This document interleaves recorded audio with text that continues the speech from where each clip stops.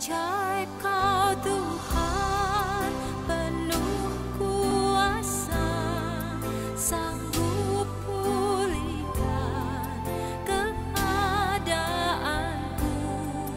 Dalam tangan-Mu seluruh hidupku tak akan goyah selamanya.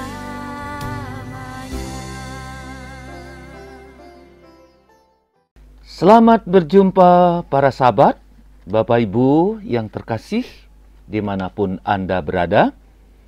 Bagaimana kabar Anda hari ini? Tetap sehat dan semangat bukan? Puji Tuhan. Mari kita siapkan hati kita terlebih dahulu untuk membaca firman Tuhan yang akan dibacakan pada minggu keempat ini. Bapak, Ibu, saudara-saudari yang terkasih, Yesus adalah seorang nabi besar, dan nabi yang penuh kuasa. Injil hari ini mulai dengan pelayanan Yesus yang pertama. Apa yang dia lakukan? Ia masuk sinagoga, dan hari itu adalah hari Sabat. Harinya orang-orang Yahudi untuk berdoa, berkumpul. Yesus datang ke sinagoga, dan di situ ia mulai mengajar. Ini awal pengajaran Yesus. Dan setelah ia mengajar, orang-orang pada heran dan terkagum-kagum dengan pengajarannya. Karena apa? Karena Yesus mengajar sebagai orang yang berkuasa. Tidak seperti ahli-ahli Taurat yang selama ini mengajar di sinagoga mereka. Apa yang diajarkannya? Sungguh-sungguh pengajaran baru yang membuat orang kagum. Ia mengajar dengan penuh kuasa dan juga mengajar dengan perbuatan-perbuatan karya nyata. Pada saat ia mengajar di sinagoga, ada orang yang kerasukan roh jahat. Orang yang kerasukan roh jahat itu berteriak, "Yesus, apa urusanmu dengan aku? Apakah engkau akan membinasakan aku?"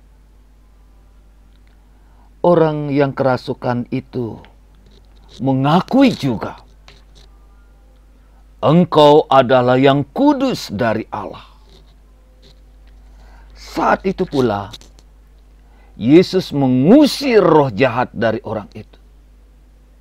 Dan orang-orang semakin takjub dan heran.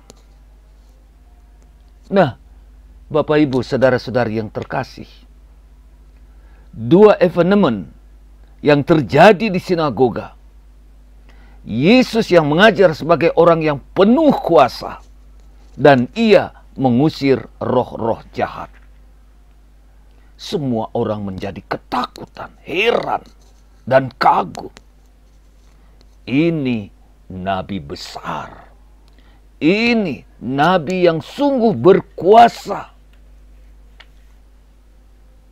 Ini sesuai dengan apa yang dijanjikan Tuhan melalui Musa.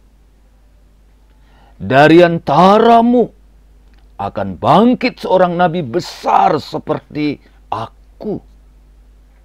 Dia akan berbicara atas nama Allah. Bapak, Ibu, saudara-saudariku yang terkasih, dari pengalaman Musa dan juga pengalaman umat Israel, kontak langsung dengan Allah untuk manusia adalah sesuatu yang mengerikan, yang menakutkan. Kekudusan Allah seperti api yang membakar. Karena itu bangsa Israel minta seorang perantara.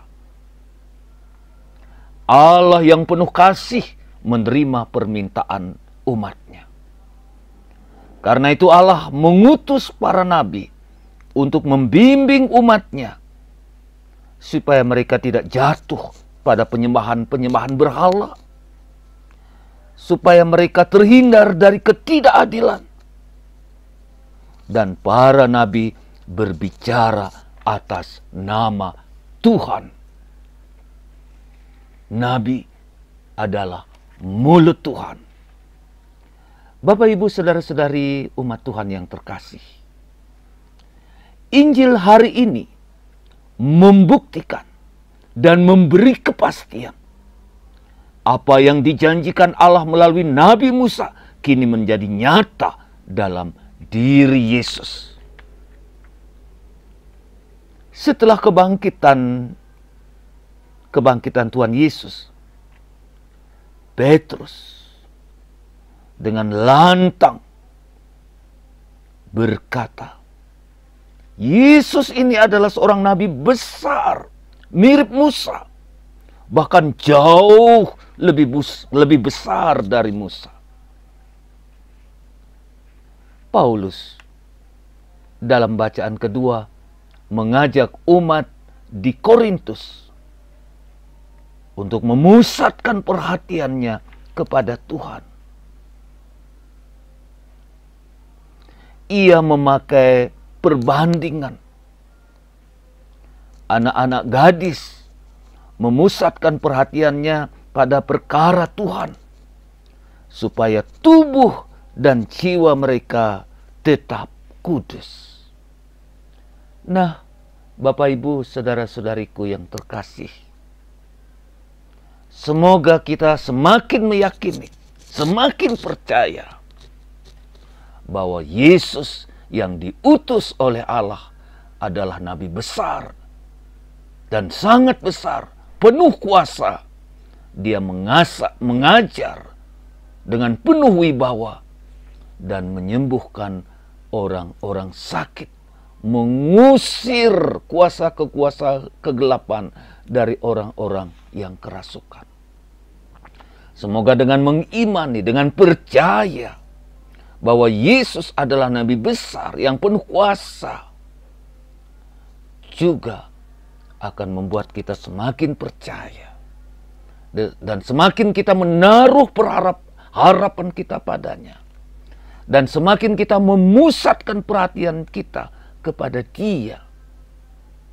Untuk itulah mari kita hening, kita renungkan, kita resapkan, kita yakini, kita percaya Dia adalah sungguh-sungguh utusan Allah. Dan Dia sendiri adalah anak Allah. Dia berbicara atas nama Allah. Dan Dia sendiri adalah Allah. Nah, selamat merenungkan. Semoga firman Tuhan ini meneguhkan kita, yang membuat kita semakin percaya, semakin dekat, semakin mengakui dan menerima Yesus adalah Tuhan. Amin, Bapak Ibu. Amin. Nah, silahkan merenungkan sambil membaca apa yang firman Tuhan sampaikan kepada kita. Kita renungkan, kita resapkan, dan kita ambil sebagai ungkapan iman kita kepada Tuhan.